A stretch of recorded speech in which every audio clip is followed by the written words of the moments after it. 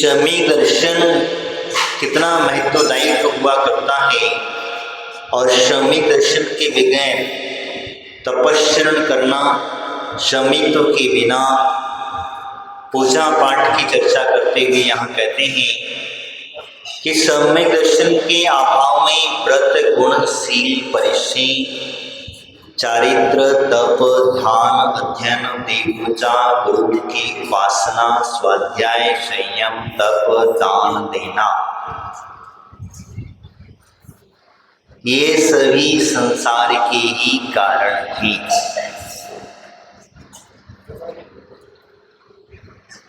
शमी दर्शन के बिना आपकी व्रत गुणशील और परिचय है। जिस शमी दर्शन की चर्चा हम करते हैं 25 दोषों से रहित होना चाहिए। उन 25 दोषों से रहित शमी दर्शन अगर हैं तो फिर अगर हम शमी दर्शन की परिपक्वता को समझ सकते हैं, और शमी दर्शन अगर नहीं है तो फिर आप व्रत गुण नियम आदि जो पालते हैं ये संसार का ही कारण बनेंगे, संसार काटने वाले नहीं होंगे। मैंने बीच में बताया था कि शमी दर्शन की व्यवस्था श्रद्धा अटूट चाहिए।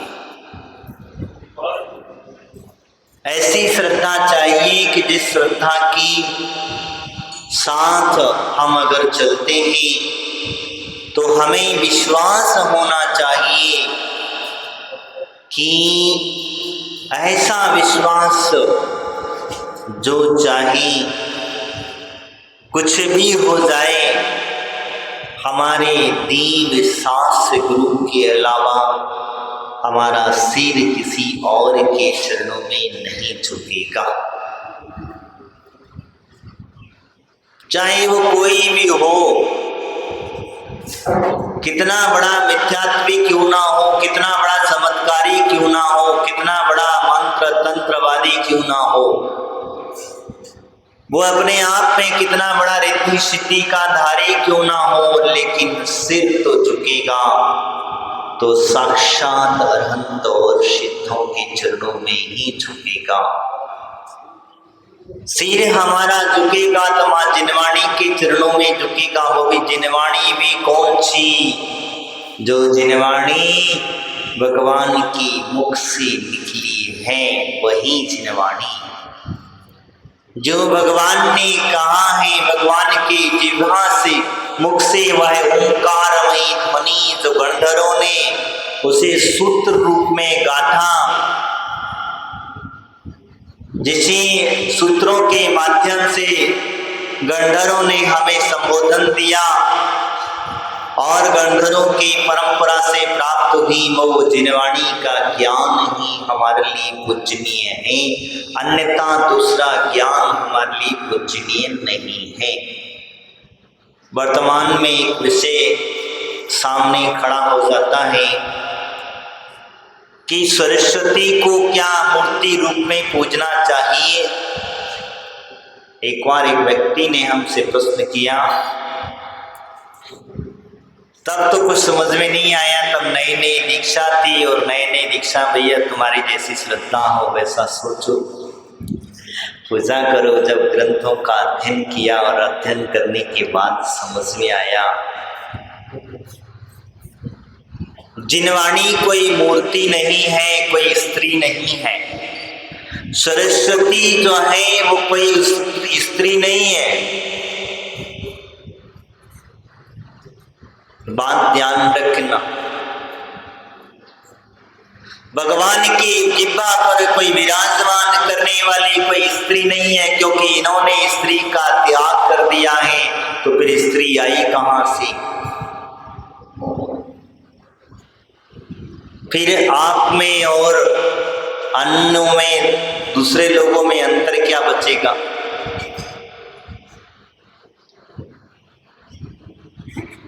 आप में और दूसरे लोगों में अंतर क्या बचेगा? एक बात ध्यान रखना, हम जिस वाणी की पूजा करते हैं वो द्वादशांग वाणी है, कोई स्त्री नहीं है। इसलिए हमारी माता जी ने सरस्वती की, ज्ञानवती माता जी ने सरस्वती की पूजा के अंदर में वस्त्र आदि की प्रवधावना खत्म कर दी।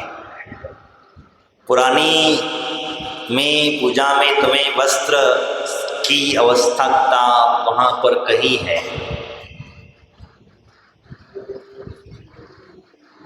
तो वो जिनवाणी जो है वो द्वादशांग में जिनवाणी है, और वो जिनवाणी को समझने के लिए हमें किसी स्त्री की पूजा करने की आवश्यकता नहीं है। किसी स्त्री की पूजा करने की आवश्यकता, चाहे हम उसे स्त्री रूप में भी पूजा नहीं कर सकते। अब कहीं कहीं प्रश्न ये खड़ा होता है कि प्राचीन प्रतिमाएं सरस्वती की मिलती हैं, औपचारिकता से मान सकते हैं, लेकिन उन्होंने स्त्री की संज्ञा नहीं है। वो भगवान के मुख से निकली हुई वाणी नहीं है। पूर्णा पुस्तक धारणी सरस्वती आदि के जो प्रावधान कहे हैं, माला पुस्तक आदि जो हाथ में लेकर के, तो इनकी एक व्यवस्था समझना, क्योंकि ये सारे के सारे रूप जो है, क्योंकि पुस्तक माला कोई ना कोई लेकर के खड़ा होगा, जब तो आप जिनवाणी की पूजा करेंगे। आप माता जिनवाणी की, सरस्वती की पूजा करते हो, शास्त्र सामने रखते हो, तो शास्त्र को रखने के लिए कोई स्टैंड की आवश्यकता है या नहीं है? स्टैंड की आवश्यकता है कि नहीं? कदर में रख जाएगा? नहीं है। तो ये बनाया गया स्टैंड है। समझ में आया? वीणा को रखने के लिए स्टैंड की आवश्यकता पड़ेगी कि नहीं पड़ेगी? पड़ेगी ना। माला को रखने के लिए, माला फेरने के लिए आपके हाथ की आवश्यकता पड़ेगी कि नहीं पड़ेगी? पड़ेगी ना। ये बात ध्यान रखना। ये स्टैंड है, तो स्टैंड को जिनवाणी मत समझ लेना। तुम लोग कभी कभी भावुकता में बह जाते हो, और बह जाने की वजह से हम उसे ही पूजने लग जाते हैं। अब तुम कहोगे कि माता जी ने तो सबको लक्ष्मी और सरस्वती दी है, तो वो सरस्वती तीर्थंकर वाली सरस्वती नहीं दी। हमारे यहाँ अष्टकुलाचल देवियां कही जाती हैं। समझना बात को। अभी 6 कुलाचल देवियां हैं जो कुलाचल पर्वतों के ऊपर निवास करती हैं। क्या करती हैं? कुलाचल पर्वतों के ऊपर मध्य सरोवर के मध्य के बीच में वो देवियां निवास करती हैं, और वो देवियां भगवान की गर्भ कल्याण के समय पर आती हैं। कब आती हैं? भगवान के गर्भ और जन्म कल्याण के समय पर, क्योंकि गर्भ शोधन की क्रिया आदि जो है जो कही जाती है, वही देवियां आकर के माता की सेवा करती हैं। तो वो उनमें की देवी है। जो देवी अभी हम जो पूछते हैं वो स्टैंड बाय, लेकिन मुख्य जिनवाणी जिसको हम कहते हैं, वो जिनवाणी भगवान के मुख से निकली हुई वाणी है, वो कोई स्त्री नहीं है। ये बात ध्यान रख लेना। कोई देवी नहीं है, कोई देवी नहीं है। और उस देवी की आराधना हमें करने के लिए नहीं कहा गया है। जिनवाणी की आराधना करनी है तो भगवान के मुख से निकली हुई जिनवाणी की आराधना करना, तो वह जिनवाणी तुम्हें सरस्वती की बुद्धि की दाता प्राप्त हो जाएगा। हीरे सिरी कीर्ति बुद्धि आदि की व्यवस्था तो कही है। समझना मैंने जो कहा रहा हूं, कि ये तो जो है वो षट कुलाचल देवियों की महत्ता कही जाती है। उन कुलाचल देवियों से जो बहनते हैं वह उनके पर्वतों के अंदर में वहां पर रहती हैं, लेकिन वो जिनवाणी की स्वरूपा नहीं है। तो ये हम लोग क्या करते हैं, उससे उसे जोड़ लेते हैं। तो उससे अगर उसे जोड़ोगे तो मिथ्यात्व में फंस जाओगे, मिथ्यात्व में फंस जाओगे। और मिथ्यात्व में फंसने की वजह से आज वर्तमान के युग के अंदर में कई जगह पर उस सरस्वती की पूजा की जाती है। मैं नहीं कहता पूजा करो या न करो, मैंने कल भी कह दिया था, मैं किसी के अपमान करने की व्यवस्था नहीं बताता हूँ। कि कल से पता चले कि तुम देवी है, देवी की व्यवस्था भी मैंने आपको बता दी कि वो कहाँ की देवी है और कौन सी देवी है, किस प्रकार की देवी है, वो सारी बात उन्होंने वहाँ मैंने आपको बता दी। लेकिन वो भगवान की जिह्वा पर विराजमान होने वाली जिनवाणी नहीं है, ये बात निश्चित समझ लेना। तो मैं आपसे जो चर्चा कर रहा था माँ जिनवाणी की, तो वो जिनवाणी भगवान के मुख से निकले हुए वो शब्द हैं। जिनवाणी है क्या? जिनवाणी है क्या? वो शब्द हैं, वो ज्ञान है, जिसको हम मति श्रुत अवधि मना पर्याय ज्ञान और केवल ज्ञान रूपी ज्ञान कहते हैं। वो ज्ञान आपके अंदर भी भरा हुआ है, आपके अंदर भी है, बस आवश्यकता है तो आवरण को हटाने की। आपके पास वर्तमान में मति सुप्त ज्ञान है, लेकिन तुम क्या है उसका उपयोग नहीं करना चाहते। तुम क्या है सब बाहर खोजना चाहते हो, बाहर के अंदर में उसे प्राप्त करना चाहते हो। मैं आपसे पूछता हूँ, क्या वो जो शब्द है वो शब्द तुम्हारे अंदर घुसते हैं? हाँ, जो शब्द यहाँ पर लिखे हुए हैं वो शब्द क्या तुम्हारे अंदर गए, प्रवेश किया? पुद्गल परमाणु गए अंदर, गए क्या? बताओ, नहीं गए ना।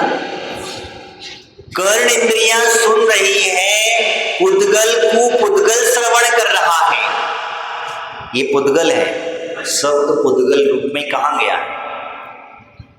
तो पुद्गल कर्ण इंद्रिय है और कर्ण इंद्रिय कर्ण यानी कि पुद्गल पुद्गल को श्रवण कर रहा है, किसी दूसरे को श्रवण नहीं हो रहा है। तब होता क्या है, आत्मा पर पर्दा कैसे हटा जाए, किस प्रकार से हटा जाए? तुम ज्ञान समझते हो बुद्धि में, किसको? बुद्धि को ज्ञान, इसको ज्ञान समझते हो, ये ज्ञान का भंडार है कहते हैं। कोई बुद्धि देवी आ जाए और आपकी बुद्धि देकर के चली जाए,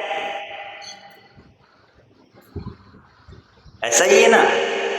कोई बुद्धि देवी प्रकट हो जाए, हम उसकी आराधना कर लें, उसका जाप कर लें, उसकी स्तुति कर लें, भक्ति कर लें, वो आए और प्रकट हो जाए और मेरी बुद्धि का कुबुद्धि का नाश कर दे, सुबुद्धि मुझे दे करके चले जाए। कोई नहीं देने वाला, ना कोई ऐसा कर सकता है। ये सब कुछ हमारे कर्म है। जब ज्ञानावर्णी कर्म हटता है, अज्ञान हमारा नाश हो जाता है। कौन सा कर्म हटा? ज्ञानावर्णी कर्म हटा तो तुम्हारा ज्ञान नाश हुआ और सुज्ञान प्राप्त हुआ, सुज्ञान प्रकट हुआ। वो शब्द से नहीं हटा, वो शब्द तो एक माध्यम है। किस लिए माध्यम बना? कि आपको जानने का माध्यम है, आपकी बुद्धि के विकास करने का माध्यम है। जैसे आप अपना बुझा हुआ दीपक को जलाना है तो जलाने के लिए जले हुए दीपक की आवश्यकता पड़ती है। इसी प्रकार से अगर किसी को अग्नि को प्रज्वलित करना है तो दो पत्थरों को आपस में टकराना पड़ता है, तब जाकर के वह अग्नि प्रज्वलित होती है। इसी प्रकार से हमारे भी जो कर्म है उनको हटाने के लिए हमें अरहंतों की शरण में जाना पड़ता है। हमें हमारे गणधर आदि परमेष्ठियों और हमारे आचार्यों के उपाध्याय की शरण में जाना पड़ता है। हमें उस माँ जिनवाणी की आराधना करना पड़ती है। वो जिनवाणी भगवान की मुख से निकली हुई वाणी की हम आराधना करते हैं, और जब उनकी आराधना करेंगे तभी हमारी अज्ञान तिमिर हटेगा। इसीलिए इस बात को ध्यान में रखना। सच्चे देव गुरु और गुरुओं की जब चर्चा आती है तो गुरु की परिभाषा आप अच्छी तरीके से जानते हैं। तो इसीलिए कहा व्रत गुण शील और परिचय है। ये हमारे व्रत हम धारण करते हैं और शील आदि गुणों को परिचय को हम धारण करते हैं। तो माँ जिनवाणी का ज्ञान, सरस्वती का ज्ञान अगर हमें नहीं है, शील आदि अगर हमने ग्रहण कर लिए हैं, तो शील आदि ग्रहण करने के बाद में भी हम अपने चरित्र से खलित हो सकते हैं। हो सकते कि नहीं हो सकते? ज्ञान ना हो, ब्रह्मचर्य की परिभाषा ना समझती हो, 9 बागड़ गई हैं, 184,000 शील के गुणतर गुण कहे हैं। अब आप कहाँ समझोगे? और आप तो भावुकता में बह जाते हो, और बह जाते हो तो भावुकता, क्योंकि पूर्वपाचित जो कर्म आपके ऊपर लदा हुआ है वो शील आपकी भ्रष्टता के लिए ले जाता है। जरूरी नहीं है कि व्यक्ति शारीरिक क्रिया करेगा तभी उसका शील का भ्रष्ट होगा। हमारे आचार्य भगवंत बहुत लंबा कहानी है, बता दूं कभी चर्चा होगी। लेकिन शील की व्यवस्था शरीर से ही नहीं है, मन से भी होती है, वचन से भी होती है, कृत्य कारित अनुमोदना से भी होती है। ऐसा इनका आपस में जब गुणा करोगे तब जाकर के गुणा करने से जो है वहाँ बात समझना। तो जैसे आप समझते हैं आप ब्रह्मचारी हैं, और ब्रह्मचारी व्यक्ति घर में लड़का का लड़की का संबंध है, शादी हो रही है, क्या वो शादी में जा सकता है?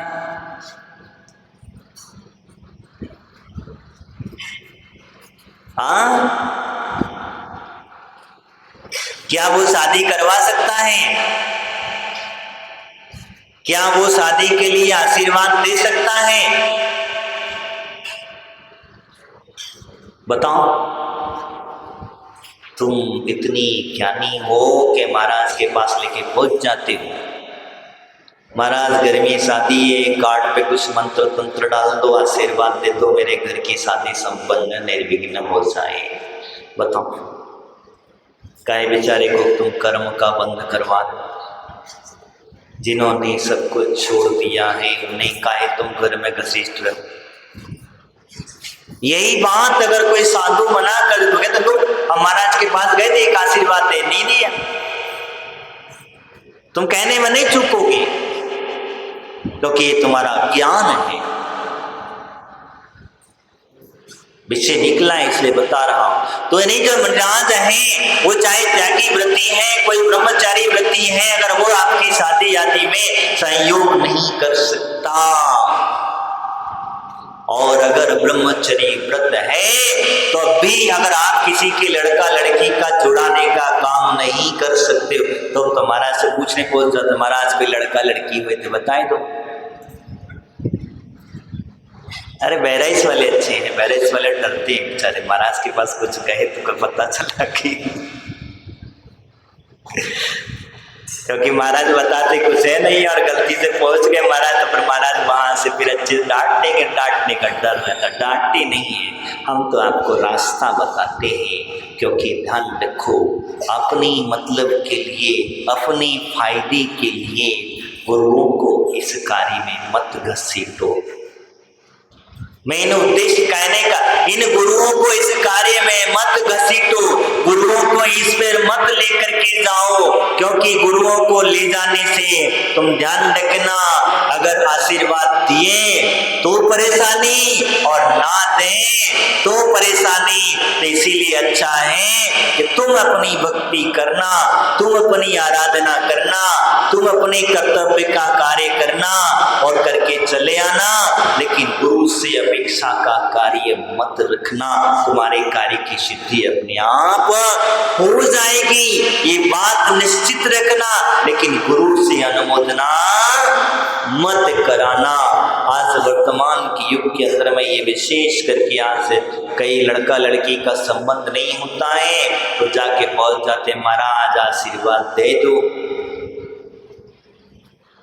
तो ऐसे कार्य मत करवाओ जिससे कि उनके ब्रह्मचर्यशील की विराधना हो, और जहां शील की विराधना होगी तो उसका पाप का भागीदारी तुम तो बनोगे ही बनोगे, साथ में मुनिराज भी गई भैंस पानी में। बेचारे इतनी दिन की तप साधना, इतने दिनों का संयम, इतने दिनों की शील आराधना सब तुम्हारी वजह से चली गई।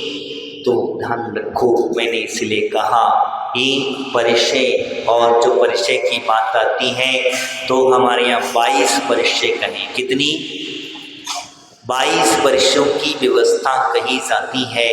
तो 22 परिचयों को सहन करना, शीतोष्ण आदि जो है, गर्मी सर्दी, खड़गा नग्नता केशलोचत्व आदि जो व्यवस्था कही थे, कासन से सोना, स्त्री नगता भेद हास हृदय आदि जो है, इन सबको साधु जो है सहन करता है और आप भी सहन करते हैं। ऐसा नहीं है आप जब तक पूजा कर रहे हैं तब तक थोड़ी बहुत गर्मी से काम, जो व्यक्ति 24 घंटे एसी में रहने वाला एक छोटे से पंखे से काम चला रहा है ना, क्यों चला रहा है? क्योंकि वो भगवान की पूजा कर रहा है, इतना परिचय तो सहन कर रहा है, परिचय तो सहन कर रहा है। इसी प्रकार से परिचय की व्यवस्था कही जाती है। और चारित्र तप ध्यान अध्ययन में भी पूजा आगे आगे चलते ही, तो ध्यान अध्ययन के बाद उन्होंने कह दिया देव पूजा गुरु उपासना। देव पूजा मैंने आपको बताई, भगवान की जो पूजा करते हो, भगवान की पूजा करते समय, भगवान का अभिषेक करते समय हमारे लिए एक व्यवस्था कही जनेऊ। क्या कहा? जनेऊ, जनेऊ पहनना चाहिए। क्यों पहनना चाहिए? क्योंकि वो रत्नात्रय का प्रतीक है। किसका? ये चिन्ह है तुम्हारा कि हाँ तुम सम्यक दर्शन दृष्टि हो, तुम सम्यक ज्ञानी हो, तुम सम्यक चारित्रिका धारक हो, ये तुम्हारा जनेऊ पहचान देता है। लेकिन अब क्या हो गया? देनियों ने जनेऊ छोड़ दिया, और जनेऊ को देने वाले हमारे भरत भगवान थे। कौन थे? भरत भगवान नहीं, भगवान आदिनाथ ने दिया था अपने पुत्रों को। किसने दिया था?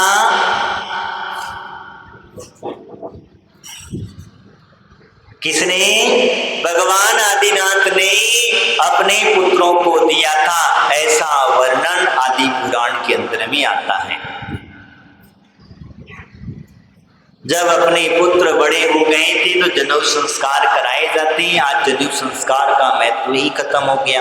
आज हमारे बच्चों के ऊपर 8 साल का होने के बाद संस्कार कराए जाते हैं, और वो संस्कार करने के पश्चात बच्चा भगवान की पूजा पाठ आदि करने के लायक होता है। उस समय पर वो पूजा पाठ करने के समझ करने का अधिकारी होता है, इसीलिए जनेऊ पहनाया जाता है। आज जनेऊ की व्यवस्था, लोग कहते हैं जनेऊ कहाँ यार महाराज, गले में घंटी पहनवाए देते हो। ये रत्नात्रय का प्रतीक है। दूसरा एक और मैं आपको बता रहा हूँ, शारीरिक सुविधा, शारीरिक बीमारियों के लिए सबसे बड़ा कार्यकारक है। मैंने बीच में भी कई बार कहता हूँ और बताता हूँ कि जनेऊ की जब लड़ें जो होती कान पे चढ़ती हैं, कहाँ चढ़ती हैं? कान पे चढ़ती है तो कान के अंदर में साइड से कुछ ऐसे पॉइंट हैं जो पॉइंट्स आपके 1 नंबर और 2 नंबर संबंधी बीमारियों को रोकते हैं। समझ में आया? 1 नंबर 2 नंबर समझ गए होंगे, मुझे बताने की जरूरत नहीं है। वो इन बीमारियों को रोकते हैं और इन बीमारियों को होने नहीं देते हैं, यही कारण होता है। दूसरा शारीरिक फायदा, पहला भगवान की रत्नात्रय का धारी, पहला फायदा उसका चिन्ह ये है कि रत्नात्रय का धारी है। वो अगर जनेऊ अगर उसके गले में दिख जाता है तो यानी कि इसका रात्रि भोजन का त्याग है, ये जमीकन नहीं खाएगा, ये मध्यमास मधु का त्याग है। समझना, जनेऊ जिसके गले में होता है, जनेऊ पहनने के नियम मैं आपको बता रहा, विषय निकला इसलिए बता रहा। वो तो सबसे गलत काम करते हैं, वो फिर आपकी मर्जी है, जैसा करना है वैसा करो।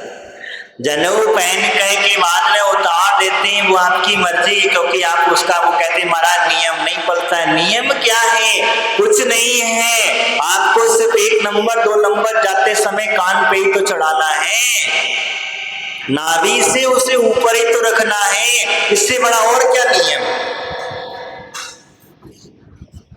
उतना ही समय तो तुम रखोगे, फायदा तुम्हारा है। अब तुम सोचो डॉक्टर के पास जाना है कि 5 रुपए 10 रुपए के जनेऊ से बीमारी को ठीक करना है, या आपके पास समझ लो।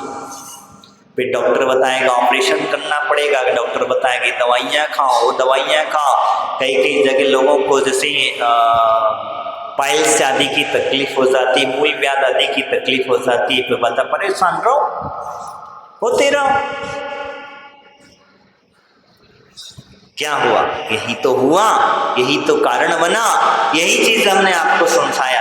तो यानी कि दोनों फायदे मैंने बताए, एक तो धार्मिक क्रिया में अगर आप क्रिया करते हैं तो रत्नात्रय का प्रतीक हमारे पास में होना चाहिए, क्योंकि हम रत्नात्रय के धारी हैं और रत्नात्रय के धारी व्यक्ति ही भगवान की पूजा अर्चा करने का फल प्राप्त कर। पूजा तो सभी कर सकते हैं, सब किसी को मनाही नहीं है, लेकिन जो फल प्राप्त करना चाहिए, जैसे यहाँ तो बता रहे हैं कि आपको जो मोक्ष आदि के फल की प्राप्ति होगी, तो जब तक रत्नात्रय को धारण नहीं करोगे तब तक मोक्ष की प्राप्ति नहीं होगी। तो इसीलिए पूजा पाठ आदि हम जो करते हैं वह हमारा करना तो अच्छा है, लेकिन संसार का ही कारण है, मोक्ष का कारण नहीं बनेगा। मोक्ष का इसीलिए कहा जाता है तो उपासना, गुरुओं की उपासना आदि का व्यवस्था कर। आज हम गुरुओं की उपासना से दूर भाग रहे हैं, कोसों दूर भगते चले जाते हैं। देव पूजा तो कर लेते हो, लेकिन गुरुओं की उपासना करने का समय आता है तो हमारे पास समय नहीं है। सबसे पहला प्रश्न एक खड़ा हो जाता है, महाराज समय नहीं है। समय नहीं है, किसके पास समय नहीं है? जब गुरुओं की उपासना नहीं करोगे तो फिर तुम्हें रास्ता कौन दिखाएगा? कौन तुम्हें उंगली पकड़ करके चलना सिखाएगा? कौन तुम्हें सही मार्ग पर लेकर के जाएगा? बिना गुरु के ध्यान रखना जो व्यक्ति ऊंचाइयों पर पहुंचने की कोशिश करता है वो कभी जिंदगी में पहुंच नहीं पाता है और वो कहीं ना कहीं गलत रास्ता चुन लेता है। जितने भी रास्ते आपको आज नजर आ रहे हैं ये गुरुओं की उपासना ना करने से ही हो रहा है। जितने रास्ते मिथ्यात्व के नजर आते हैं, जितने भी पंथ ग्रंथ आदि जो नजर आ रहे हैं आपको जो है ये बिना गुरुओं की आराधना करे बगैर, जिसमें भी और क्या कहा, समीप पूर्वक जिसके पास रत्नात्रय है उसी गुरु की आराधना करना। अगर जिसके पास रत्नात्रय नहीं है तो फिर तुम डूब गए। नहीं, तुम बिना रत्नात्रय धारी को गुरु मत बना लेना। वो लौकिक गुरु तो हो सकता है, संसारिक गुरु तो हो सकता है, लेकिन मोक्ष मार्ग का गुरु तो रत्नात्रय